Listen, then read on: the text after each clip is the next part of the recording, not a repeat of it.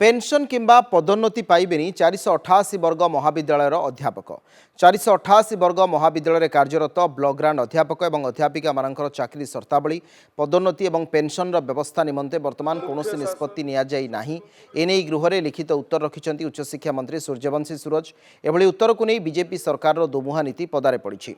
विरोधी दल में थिबा समय 488 वर्ग महाविद्यालय रे कार्यरत ब्लॉक ग्रांड अध्यापक और अध्यापिका माने दरमा और पेंशन नहीं होहल्ला करुथिले।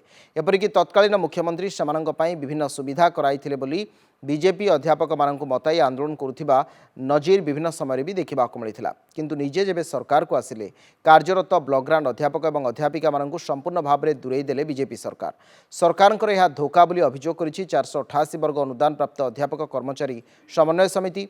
सेपटे बीजेडी राज्य सरकार डबल रोल को एबे टार्गेट करिछि। जो कथा राज्य सरकार वर्तमान करने को चाहूँगी सेतबेले विरोधी दल में थी से माने जहाँ विरुद्ध लड़ाई करुले वर्तमान से कथा को स्वीकार करने को प्रस्तुत नुहति।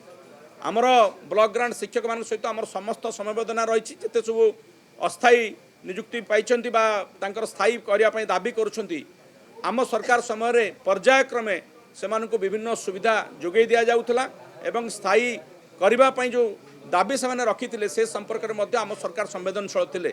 एपरिक किसी विभाग रे से बाबद रे गोटे निष्पत्ति नवा पर्यंत कथा जाइथिला नुआ सरकार ताकू अनुसरण करने उचित एवं जदि आमे आम समय किसी हो पारि नथला बोली से जहाँ कही ताकू कार्य परिणत करंतु एबे कहीं उल्टा उत्तर दौरान। उच्च शिक्षा मंत्री विधानसभा देइथिबा उत्तर मो नजर को आसला।